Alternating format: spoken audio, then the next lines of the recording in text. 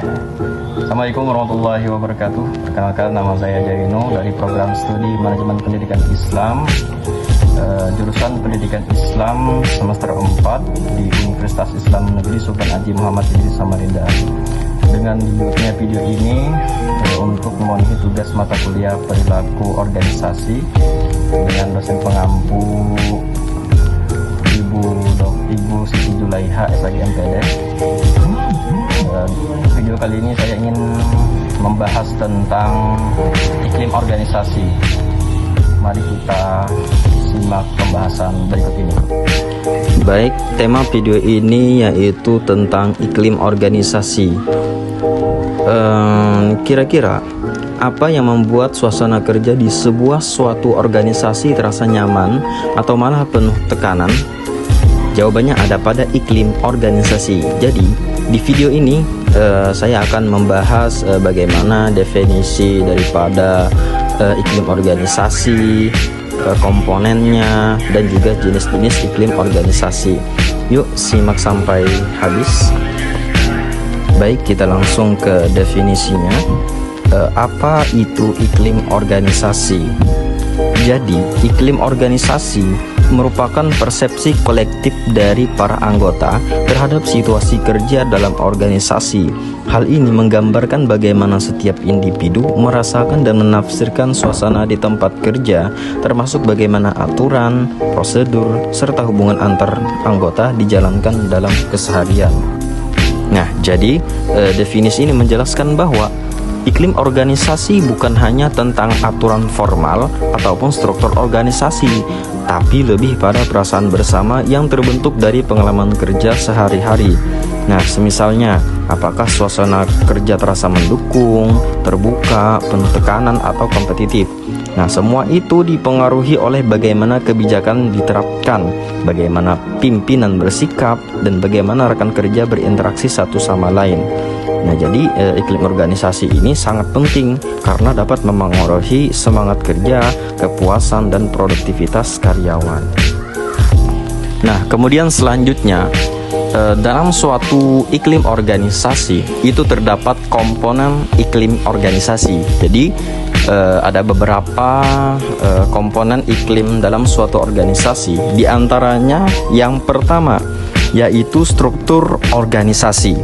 Struktur organisasi menggambarkan bagaimana peran, tanggung jawab, dan wewenang dibagi dalam suatu organisasi. Jadi struktur ini menentukan alur pelaporan, siapa melapor ke siapa, hierarki, serta pembagian kerja.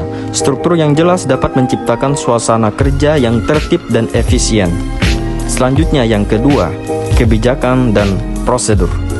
Ini mencakup aturan, pedoman, dan prosedur operasional yang digunakan untuk menjalankan organisasi. Kebijakan yang adil dan prosedur yang transparan membantu membangun kepercayaan, konsistensi, serta kepastian dalam pelaksanaan tugas. Selanjutnya yang ketiga yaitu gaya kepemimpinan. Merujuk pada cara pemimpin mengarahkan, memotivasi, dan berinteraksi dengan anggota timnya. Gaya kepemimpinan yang demokratis atau partisipatif cenderung menciptakan iklim organisasi yang positif, sedangkan gaya otoriter bisa menimbulkan tekanan atau kecemasan di kalangan karyawan. Selanjutnya yang keempat, ada hubungan antar individu. Ini menunjukkan kualitas interaksi antar anggota organisasi seperti komunikasi, kerjasama, saling menghargai, dan juga empati. Hubungan yang baik akan menciptakan lingkungan kerja yang harmonis, memperkuat kerja tim, dan meningkatkan produktivitas. Selanjutnya yang kelima sekaligus terakhir, yaitu penghargaan dan pengadaan. Berkaitan dengan sistem imbalan atau finansial maupun non-finansial, dan proses rekrutmen serta pengembangan sumber daya manusia. Penghargaan yang adil dapat meningkatkan motivasi kerja, sementara pengadaan yang selektif memastikan organisasi memiliki anggota yang kompeten dan sesuai dengan budaya organisasi. Nah, selanjutnya saya akan membahas apa jenis iklim dalam organisasi. Nah, jadi dalam iklim organisasi itu terdapat dua jenis. Yang pertama ada iklim organisasi positif, Yang kedua ada iklim organisasi negatif. Nah, yang pertama itu ada iklim organisasi positif. Contohnya, adanya rasa saling percaya antar anggota, komunikasi yang terbuka dan transparan, karyawan merasa dihargai dan didukung, dan beban kerja yang terdistribusi dengan adil. Selanjutnya yang kedua itu iklim organisasi negatif. Contohnya rasa tidak percaya antar anggota, kurangnya transparansi dalam pengambilan keputusan, tidak adanya penghargaan atas kinerja, dan konflik internal yang tinggi.